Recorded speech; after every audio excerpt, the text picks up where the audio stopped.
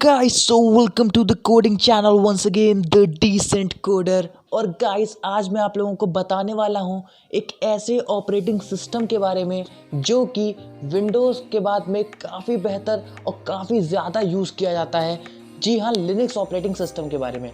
Guys आप लोगों ने लिनक्स को कभी ना कभी तो यूज़ किया ही होगा, भले ही अगर आप एक एंड्रॉयड स्मार्टफोन यूज़ करते हैं उसमें भी जो आपका कर्नल होता है जो कि एंड्रॉयड के कोर होती है वो भी आपका लिनक्स से ही बना होता है। गाइस अगर आप लोग एंड्रॉयड स्मार्टफोन को यूज़ करते आए हैं या करते हैं, और guys Linux operating system Windows operating system के बाद सबसे ज़्यादा यूज़ होने वाला ऑपरेटिंग सिस्टम है।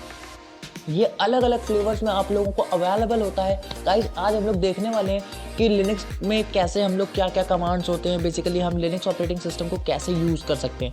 सो गाइस जैसे कि आप यहाँ स्क्रीन पर देख सकते हैं, मैंने जो है अपना एक लिनक्स का डिस्ट्रो जो है इंस्टॉल करके रखा हुआ है, काली लिनक्स। काली लिनक्स जो है वो खुद में एक मतलब बहुत समुंदर एक तरीके से आप कह सकते हो लिनक्स का। ये लिनक्स ऑपरेटिंग का जो डिस्ट्रो है ये बेसिकली आपका एथिकल हैकिंग वगैरह के लिए यूज़ किया जाता है और काफ़ी सारी चीज़ों के लिए। बेसिकली अगर आप एक एथिकल हैकर हो तो मतलब हर एथिकल हैकर को काली लिनक्स तो उसने यूज़ किया ही किया होता है। पैराटोस हो गया, लिनक्स हो गया, तो लिनक्स का ये भी एक डिस्ट्रो है। गाइस लिनक्स के जितने भी डिस्ट्रो हैं सब में बेसिकली कमांड्स आपके सेम रहते हैं। हम यहाँ पे जल्दी से देखेंगे कि लिनक्स के जो बेसिक कमांड्स होते हैं जो हमें आने ही आने चाहिए। अगर आप मतलब लिनक्स में डीप डाइव भी करना चाह रहे हो या बिगिनिंग करना चाह रहे हो, ये आपको कमांड्स ज़रूर से ज़रूर आने चाहिए और ये काफ़ी ज़्यादा हद तक यूज़ होते हैं आपकी डेली लाइफ में। सो गाइस चलिए स्टार्ट करते हैं वीडियो को without wasting any for the time, let's get started. So guys और एक चीज़ और आपको बता दूं मैं, अगर आपने मेरी गरुड़ा लिनक्स का जो रिव्यू की वीडियो मैंने बनाई थी जो कि made in India operating system है, अगर आपने वो नहीं देखी है तो आप लोगों को आई बटन में उसका लिंक मिल जाएगा, आप लोग वो भी वीडियो चेकआउट कर सकते हो। मैंने काफ़ी ज़्यादा उसमें रिसर्च वगैरह करके उसके बारे में बताया हुआ है, आप लोग ज़रूर से चेकआउट करना। सो गाइस पहले मैं आपको यहाँ पे कुछ बता दूँ कि जो लिनक्स के जो मतलब कीबोर्ड शॉर्टकट्स होते हैं। सो गाइस अगर मैं यहाँ पर बात करूँ कि आपको टर्मिनल ओपन करना है तो आप किस तरीके से कर सकते हो, उसका बेसिक कमांड होता है Ctrl+Alt+T। आप लिनक्स के ऑपरेटिंग सिस्टम में आकर के Ctrl+Alt+T को प्रेस करो और देखो आपका यहाँ पर एक टर्मिनल ओपन होकर के आ सकता है। उसके बाद में मैं आपको दूसरा जो बेसिक कमांड होता है, अगर आपको टर्मिनल का साइज़ बढ़ाना है, जैसे आप अभी मेरे टर्मिनल पे देख सकते हो काफ़ी छोटा दिखाई दे रहा है सब कुछ, तो उसके लिए आप क्या कर सकते हो Ctrl+Shift+। जैसे ही आप दबाते जाओगे ना उसे, उसके बाद में तो इसका साइज़ जो है वो बढ़ता जाएगा, तो आपको और अच्छे से दिखाई देगा। आप इस तरीके से उसे मतलब अपने हिसाब से साइज़ को एडजस्ट कर सकते हो। अगर आपको इसको छोटा करना है तो आपको सिंपली क्लिक करना होगा Ctrl-, और जैसे ही आप दबाओगे इसको तो यहाँ पर आपकी स्क्रीन जो है वो मतलब जो आपका टर्मिनल का जो साइज़ है वो घटता चला जाएगा, टर्मिनल पे जो भी मतलब लिखा हुआ है। उसके बाद में गाइस जो दूसरा बेसिक कमांड है, जैसे अगर आपको मैंने आपको 3 कमांड्स बताया था, Ctrl+Alt+T, Ctrl+Shift+, Ctrl-। अब उसके बाद में मैं आपको बताऊंगा कि अगर आपको 2 टर्मिनल्स को एक साथ ओपन करना है अपने लिनक्स के मतलब विंडो पे, तो आप क्या करो, विंडो और यहाँ पर जो आपकी एरो कीज होती हैं, जैसे मेरी लेफ्ट की है तो मैं लेफ्ट की को प्रेस करूँगा। आप देख सकते हो मेरा ये जो टर्मिनल है ये अपने हिसाब से लेफ्ट पे एडजस्ट हो गया। अब इसी तरीके से मैं क्या करूँगा, एक टर्मिनल और यहाँ पर ऐड करूँगा Ctrl+Alt+T करके, Ctrl+Alt+T किया, एक टर्मिनल और आ गया। अब इसको मैं क्या करूँगा, विंडो और राइट क्लिक करूँगा तो देखिए मेरे दोनों टर्मिनल जो है वो अगल बगल में एडजस्ट हो गए हैं अपने हिसाब से। अब मैं इनको साथ में यूज़ कर सकता हूँ। जैसे अगर आप कोई मतलब अगर आप एथिकल हैकर हो तो इसमें काफ़ी ज़्यादा आपको यूज़ पड़ता है इन चीज़ों का, कि अगर आपने एक प्रोसेस एक टर्मिनल में रन कर दी, आपको दूसरे में साइड बाय साइड रिजल्ट देखना है, या फिर आप नॉर्मल अगर यूज़ करते हो तब भी आपको इस तरीके की यूजेस पड़ सकता है। सो गाइस ये थे एक और कमांड है Ctrl+Shift+W। इस कमांड से क्या होता है गाइस कि आपके जो टर्मिनल्स हैं वो बंद हो जाएंगे, या फिर अगर जो भी विंडो आपकी लिनक्स ऑपरेटिंग सिस्टम में काली में या फिर किसी भी डिस्ट्रो में ओपन होती है तो वो बंद हो जाती है उस केस में। अगर आप ब्राउज़र खोल के रखा है और मल्टीपल टैब्स खोलें तो उस केस में गाइस क्या होगा कि आपकी जो विंडो है वो पहले आपसे क्लोज ऑल टैब्स के लिए पूछेगी, एक अलर्ट आएगा और उस केस में आप बंद कर सकते हो। सो गाइस मैं जल्दी से यहाँ पे टर्मिनल में आ जाऊँगा। उसके बाद में मैं क्या करूँगा, यहाँ पर मैं इसको फुल स्क्रीन कर देता हूँ, फिर उसके बाद में मैं टर्मिनल का थोड़ा साइज़ बढ़ा दूंगा और यहाँ पर अब हम लोग बेसिक कमांड्स को देखेंगे। सो गाइस जो पहला basic command Linux operating system में होता है वो हमारा होता है PWD, जो स्टैंड करता है प्रेजेंट वर्किंग डायरेक्टरी के लिए। तो यहाँ पर मैं PWD को टाइप करूँगा। आप देख सकते हो मैं अपनी होम डायरेक्टरी में हूँ, अपने होम डायरेक्टरी के अंदर यूज़र में हूँ, जो मेरा मेन यूज़र बना है अपूर्व नाम से। अब इस डायरेक्टरी में मैं अपूर्व नाम के यूज़र में अभी इस वक्त हूँ। अगर मैं यहाँ पर चेक करना चाहूँ कि मेरे जो मतलब इस डायरेक्टरी में क्या क्या इस वक्त प्रेजेंट है, तो मैं सिंपली यूज़ करूँगा ls कमांड का। ls कमांड का यहाँ पर जैसे ही मैं यूज़ करता हूँ, आप यहाँ पे देख सकते हो जो मेरी जो भी चीज़ें यहाँ पर प्रेजेंट हैं वो सारी आपको यहाँ पर दिखाई दे रही हैं, जो भी चीज़ें यहाँ पर मेरे जो भी फोल्डर्स बने हुए हैं। अब गाइस इसके बाद में मैं आपको भी एक चीज़ और दिखाता हूँ जो मैं यहाँ पे यूज़ करूँगा बेसिकली। सो गाइस पहले हम यहाँ बात कर लेते हैं कि लिनक्स में जो होते हैं हमारे कितने तरीके के यूज़र्स होते हैं और क्या क्या होते हैं। सो गाइस यहाँ पर बेसिकली हमारे पास 3 तरीके के यूज़र्स आपको मिलेंगे। सूडो यूज़र, उसके बाद में हमारा दूसरा यूज़र होता है वो होता है नॉर्मल यूज़र, और थर्ड होता है गेस्ट यूज़र। सूडो यूज़र वो होता है जो रूट होता है, मतलब एडमिनिस्ट्रेटर आप कह लो। एडमिनिस्ट्रेटर के पास सारे राइट्स होते हैं आपकी लिनक्स ऑपरेटिंग सिस्टम को, वो पूरी तरीके से हैंडल करता है आपके ऑपरेटिंग सिस्टम को। दूसरा होता है normal user. Administrator normal users को बना सकता है जो मतलब जो डेली इंटरैक्ट करते हैं उस पर्टिकुलर ओएस से, जो उस पर वर्क करते हैं। तो एक नॉर्मल यूज़र होता है जो कि मतलब इस तरीके से काम करता है। उसके पास एडमिन के प्रिविलेजेस तो नहीं होते, मगर हाँ अच्छे खासे प्रिविलेजेस उसको मिले होते हैं जिससे वो डेली अपना जो है वर्क कर रहा है। गेस्ट यूज़र होता है वो तीसरे टाइप का यूज़र होगा।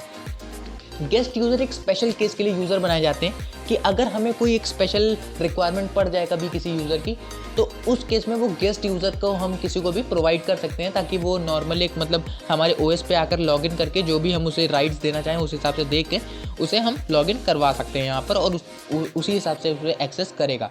यहाँ पर इसकी जो सिक्योरिटी होती है वो काफ़ी अच्छी खासी होती है, तो आप मतलब इसमें आपकी जो तीनों यूज़र्स हैं वो काफ़ी अच्छे तरीके से हैंडल्ड होते हैं यहाँ पर।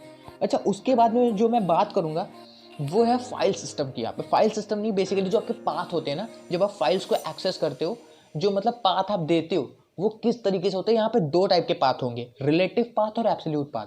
इसका डिफरेंस बहुत कम लोग बताते हैं जी, अभी हम लोग आगे जाके देखेंगे कि ये कैसे होगा। उसके पहले मैं आपको बता दूं जो तीसरा बेसिक कमांड है हमारा mkdir। ये कमांड स्टैंड करता है मेक डायरेक्टरी के लिए। मैं यहाँ पे टाइप करूँगा mkdir, और यहाँ पर मैं जैसे एक डायरेक्टरी बना देता हूँ, जैसे यहाँ पर बना देता हूँ मैं टेस्ट नाम की डायरेक्टरी। तो मैंने यहाँ पर mkdir टेस्ट किया और मेरी एक डायरेक्टरी बन गई टेस्ट नाम की। अब मैं जब यहाँ पे ls करूँगा तो आप देख सकते हो मेरी टेस्ट नाम की डायरेक्टरी जो है वो यहाँ पर बन गई है। ठीक है गाइस, इसके बाद में जो हमारी डायरेक्टरी यहाँ पर बन गई, अब यहाँ पर मैं क्या करूँगा कि आप लोगों को यहाँ पर लेकर के जाऊँगा। गाइस एक सेकेंड, mkdir का कमांड हो गया मेरा। अब इसके बाद में जो मेरा दूसरा कमांड है वो मैं इसको cd कमांड, जो चेंज डायरेक्टरी के लिए स्टैंड होता है। cd कमांड से क्या होगा कि आप इस डायरेक्टरी के अंदर जा सकते हो। जो जैसे मैंने यहाँ पे cd किया, cd डायरेक्टरी टेस्ट के अंदर, तो जैसे ही मैं cd यहाँ पे मैंने लिखा और टेस्ट के अंदर, तो मैं यहाँ पे टेस्ट डायरेक्टरी के अंदर चला गया। अब यहाँ पे आप देख सकते हो मेरे यहाँ पर जो है टेस्ट डायरेक्टरी के अंदर यहाँ पे साफ साफ दिख रहा है कि मैं टेस्ट डायरेक्टरी के अंदर आ चुका हूँ। अब यहाँ पे मैं ls करूँगा तो आप देख सकते हो अभी यहाँ पे कुछ प्रेजेंट नहीं है, इस वजह से यहाँ पर कुछ भी नहीं दिखा रहा है। गाइस आप लोगों के पास ls के साथ में अगर आपको किसी भी कमांड के बारे में पर्टिकुलर जानना है ना कि वो कमांड बेसिकली वर्क क्या करता है, आप यहाँ पे मैनुअल यूज़ कर सकते हो। मैन कमांड का यूज़ करके, मैन जैसे मैंने यहाँ ls डाला, आप देख सकते हो मुझे पूरा का पूरा उसका मैनुअल मिल गया। ls क्या है, लिस्ट डायरेक्टरी कंटेंट्स, उसके जितने भी आप ऑप्शंस होते हैं वो आपको दिख जाएंगे। जैसे -a जो है हम बेसिकली यूज़ करते हैं यहाँ पर जो भी हमारी हिडन फाइल्स होती हैं उसको शो करने के लिए। उसके बाद में जो हमारा बेसिक होता है वो होता है -l और उसके बाद में होता है sh, ये सब हम लोग यहाँ पर यूज़ करते हैं। आपको यहाँ से एग्जिट करना है तो आप Q प्रेस करो और यहाँ पे आप मैनुअल से एग्जिट हो जाते हो। उसके बाद में गाइस मैं जो आपको बताने वाला हूँ अब यहाँ पर टच कमांड देखते हैं। टच से क्या होता है कि आपकी एक फ़ाइल क्रिएट होती है। टच file.txt अगर मैं बनाना चाहूँ, मैं यहाँ पर टच करता हूँ और यहाँ पर आप देख सकते हो अब मेरी एक file.txt नाम की फ़ाइल यहाँ पर बन गई है। अभी इसमें कोई भी कंटेंट हमने नहीं डाला है। अगर हम इसे एडिट करना चाहेंगे तो हम नैनो के थ्रू एडिट कर सकते हैं। नैनो कमांड, ये एडिटर्स है एक तरीके से, विम, नैनो, ये सारे एडिटर्स होते हैं। अगर मैं नैनो यहाँ पर लिखूँ और उसके बाद में लिखता हूँ अपनी फ़ाइल का नाम file.txt, तो मैं यहाँ पे इस फाइल को आराम से एडिट कर सकता हूँ। यहाँ पर मैं जैसे कोई भी कंटेंट डाल देता हूँ, my name is AG is the man to beat।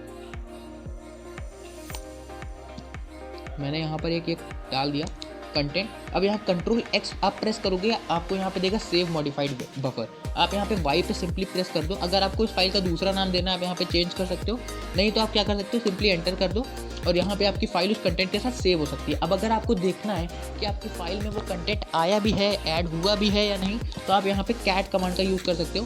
Cat करोगे file.txt को, जैसे ही मैंने यहाँ पे किया आप देख सकते हो इसका कंटेंट यहाँ पे जो है लिस्ट हो गया। अब गाइस जो दूसरा है वो हमारा जो बेसिकली यूज़ होता है आजकल, वो कमांड है हमारा CP कमांड।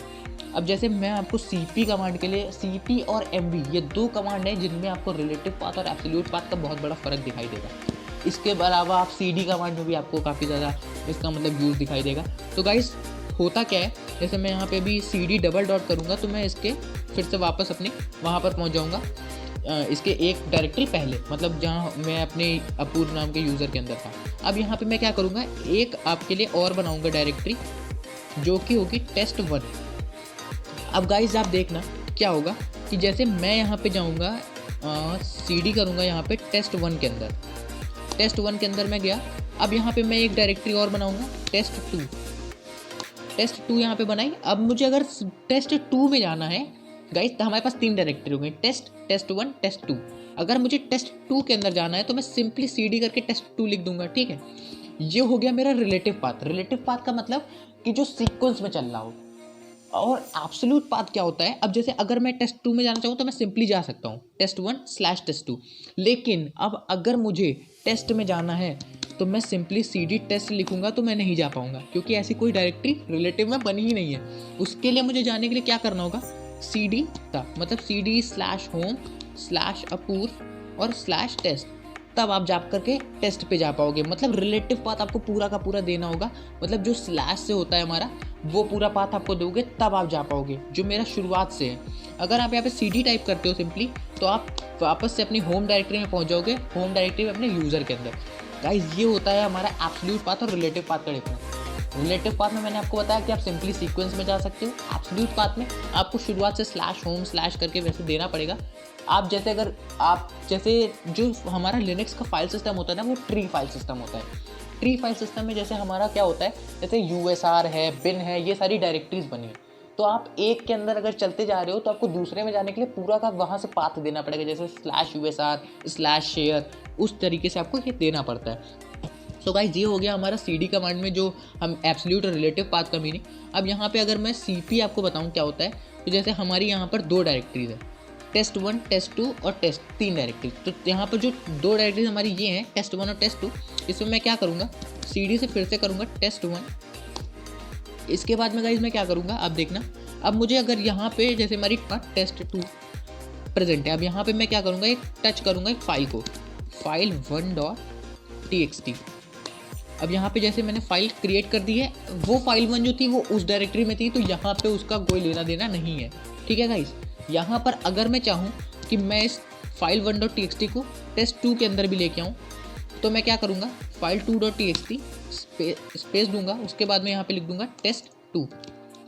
यहाँ पर मुझे पहले में देना होता है फाइल नेम, जहाँ पर जो फाइल को मैं कॉपी करना चाह रहा हूँ, दूसरे में हमें उसका पाथ देना होता है जहाँ मुझे उसे कॉपी करना है।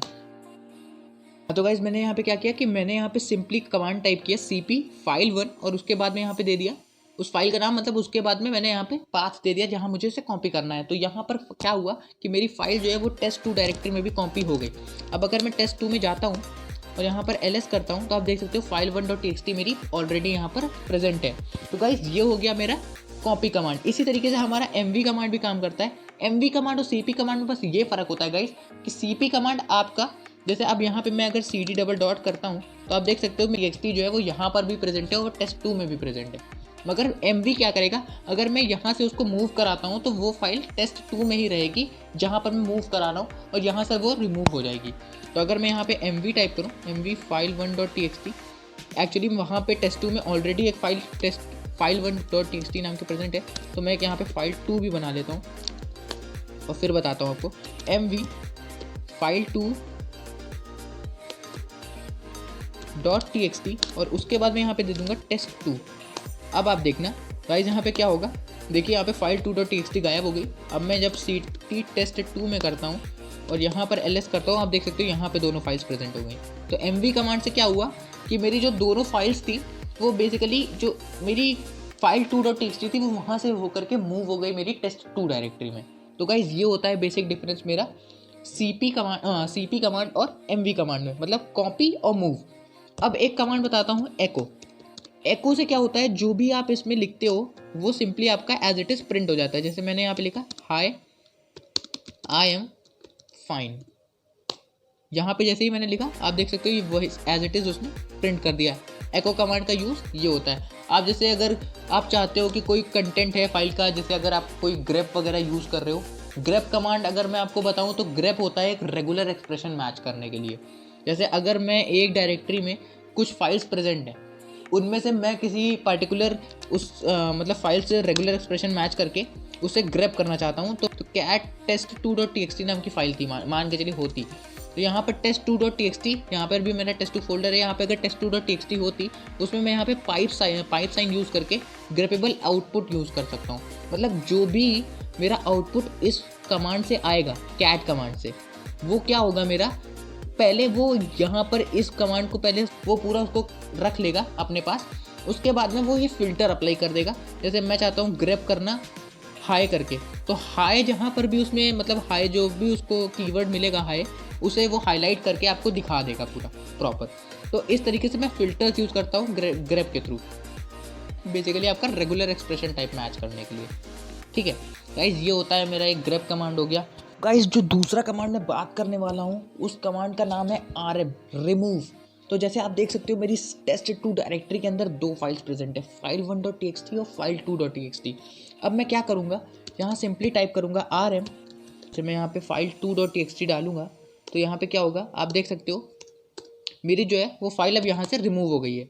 अब यहाँ पे सिर्फ file1.txt प्रेजेंट है। अब इसी तरीके से मैं आपको दिखाता हूँ rm का और एक और यूज़। जैसे मैं यहाँ पे एक डायरेक्टरी और क्रिएट करूँ test3, उसमें क्या करूँगा मैं, आप देखना, अब मैं cd करूँगा test3 के अंदर, यहाँ पर एक और फाइल बना दूँगा टच करके file4.txt। गाइस मैं ये सीक्वेंस में फाइल्स इसलिए बना रहा हूँ ताकि आप कंफ्यूज ना हो। अब यहाँ पे मैं cd करूँगा डबल डॉट। अब मैं अगर rm करूँ test3 डायरेक्टरी को, तो आप देखना डायरेक्टरी को रिमूव करते हो क्या देगा वो, can not remove test3 is a directory. मुझे क्या करना होगा, यहाँ पर सिंपली टाइप करना होगा rm-r test3। मैं जैसे ही ये टाइप करता हूँ आप देख सकते हो मेरे को कोई एरर नहीं मिली, सिंपली यहाँ पे file1.txt प्रेजेंट है। पहले क्या होता था, हम rmdir यूज़ करते थे, अब मैं काफ़ी दिनों से इस कमांड को यूज़ नहीं कर रहा हूँ। तो बेसिकली rm-r जब आप यूज़ करते हो ना, तो -r का मतलब होता है रिकर्सिव। रिकर्सिव का मतलब test3 के साथ साथ जो भी फाइल्स उसके अंदर प्रेजेंट है उन्हें भी साथ में आप डिलीट कर दो। सो गाइज़ ये था मेरा rm कमांड का जो भी आपका मीनिंग होता है। और उसके बाद में गाइज़ जो मैं आपके बारे में जो बात करने वाला हूँ आपके साथ, वो हो गए यूज़र लेवल के कमांड्स। जैसे मैं अगर एक कमांड होता है आईडी अगर आप टाइप करो तो आपको यूज़र्स के बारे में अपनी इन्फॉर्मेशन मिल जाएगी, क्या क्या सर्विसेज है, कौन कौन से यूज़र्स हैं, उसकी आईडी क्या है, यूआईडी जीआईडी जो भी होती हैं आईडीज़, ये आपको इसके बारे में इन्फॉर्मेशन मिल जाती है जो भी आप एक्टिव यूज़र हो उसके थ्रू। यहाँ पर जैसे सूडो यूज़र्स भी हैं मेरे पास और कई सारे यूज़र हैं, तो वो सारी आपको इन्फॉर्मेशन कुछ रिलेटेड जो है वो आईडी कमांड से मिल जाती है। अगर मैं चाहूँ कि मैं जानना चाहूँ मैं करंटली किस यूज़र से लॉग्ड इन हूँ, उसके लिए कमांड होता है who am I। आप देख सकते हो यहाँ पे इसने मेरे को अपूर्व दे दिया। होम डायरेक्टरी के अंदर अपूर्व नाम का यूज़र है जिससे मैं करंटली लॉग्ड इन हूँ, तो इसने मेरे को ये दे दिया अपूर्व नाम ला करके। ये होता है मेरा करंटली लॉग्ड इन यूज़र। अगर आपको जानना है तो वो होता है who am I से आप जान सकते हो। लास्ट कमांड होता है, लास्ट कमांड से आप पता कर सकते हो लास्ट टाइम मैंने कब लॉगिन किया था। ये बस बेसिकली आपका कि मतलब लास्ट जो मेरा करंट सेशन जो लास्ट बना था वो कब हुआ था और कब वो एंड हुआ था, बेसिकली ये होता है लास्ट कमांड का यूज़। उसके बाद में जो आपके होते हैं बेसिकली ऐड यूज़र के कमांड्स होते हैं, ग्रुप ऐड के। तो ये गाइस आज की वीडियो के लिए बस इतना ही गाइस। मैं उसके बारे में आपको बता देता हूँ कि कमांड्स क्या होते हैं। अगर आपको एक ग्रुप ऐड करना है तो आप सिंपली टाइप कर सकते हो ग्रुप ऐड, और उसके बाद में आप सिंपली आपको ग्रुप का नाम देना होगा जो भी ग्रुप आप ऐड करना चाहते हो। उसी तरीके से हमारा यूज़र ऐड करने के लिए होता है, यूज़र हम डायरेक्टली डालते हैं यहाँ पर ऐड यूज़र, और उसके बाद में यूज़र नेम डाल करके हम यूज़र भी ऐड कर सकते हैं। ये बेसिकली एक हमारा एडमिनिस्ट्रेटर प्रिविलेजेस इसके लिए रिक्वायर्ड होता है, तो आप जब सूडो करोगे तब उससे आप यूज़ कर सकते हो। यहाँ पर मैं सूडो भी हूँ और मैं ही यहाँ पर मतलब यूज़र भी हूँ। तो जैसे एक कमांड मैं आपको बताता हूँ सूडो जैसे ही आप सूडो जैसे ही करते हो उसके बाद में क्या होता है, आपसे यहाँ पे सूडो के लिए पासवर्ड मांगा जाता है। तो आप यहाँ पे सूडो यूज़र से लॉगिन हो। अब यहाँ पे मैं रूट हो गया हूँ, आप देख सकते हो यहाँ पे डेंजर का सिग्नल बन के आ गया है कि भाई आप सूडो यूज़र हो, कोई भी यहाँ पर ऐसा काम मत करना जिससे बाद में पछताओ। इसलिए यहाँ पर ये खतरे वतरे का सिंबल होता है ना, ये हड्डी वाला, ये देख रहे हो, ये बन के आ गया है। तो गाइस sudo से ये हो गया। अब आपको जैसे दूसरे यूज़र पे स्विच करना है, आपको सिंपली su, अपूर्व में आ गया मैं, अब यहाँ पे अपूर्व में स्विच हो गया। तो गाइज ये हो गया मेरा स्विचिंग जो यूज़र्स के बीच में होती है। sudo में अगर आप su टाइप करते हो तो आप उसके बाद में करेंटली जो भी काम आप करोगे वो मतलब एक हमारा जो है वो रूट की ही तरह एग्जीक्यूट होगा पूरा। आप एक अब लॉग हो गए हो, मतलब लॉगिन हो गए हो sudo यूज़र की तरह, और अब जो भी आप आगे करने वाले हो उसके रिक्वायर्ड मतलब आप ही होगे, आप ही की जिम्मेदारी होगी। तो इसलिए sudo su कभी मतलब उतनी जल्दी हमें नहीं करना चाहिए sudo यूज़र से लॉगिन करके। तो गाइज़ ये हो गया हमारा जो है मतलब sudo su को मतलब बेसिकली मेरा कहने का मतलब है कि लॉगिन कभी मत रखो, काम होने के बाद में आप स्विच कर दो फिर से उसको नॉर्मल यूज़र में। तो गाइज इसके बाद में मैं आपको बताऊंगा यूज़र डिलीट कैसे करते हैं। तो उसके लिए भी मैं आपको सिर्फ कमांड बता देता हूँ, यूज़र del, उसके बाद में जो भी आप यूज़र को डिलीट करना चाहते हो उसका यूज़र नेम। तो गाइज इससे आपका जो है यूज़र वो डिलीट हो जाएगा। गाइज आज की वीडियो के लिए बस इतना ही। अगर आपको और कमांड्स के बारे में जानना है और डीप डाइव इन करना है, आप मुझे कमेंट सेक्शन में बताना कि आपको और ऐसी वीडियोस चाहिए कि नहीं चाहिए। ये मेरा एक बेसिकली काली लिनक्स का ट्यूटोरियल था जो मैं आपको देना चाहता था, बेसिक इन्फॉर्मेशन जो भी है वो आपको प्रोवाइड करना चाहता था। अगर वीडियो अच्छी लगी हो गाइस तो please like this video, share this video as much as possible, और चैनल को सब्सक्राइब कर लेना। ऐसे ही कोडिंग और एथिकल हैकिंग के ट्यूटोरियल्स मैं लाने की कोशिश करता रहूँगा और लाता रहूँगा आप लोगों के लिए। और guys please do like this video and thank you guys, and let me see you in the next video.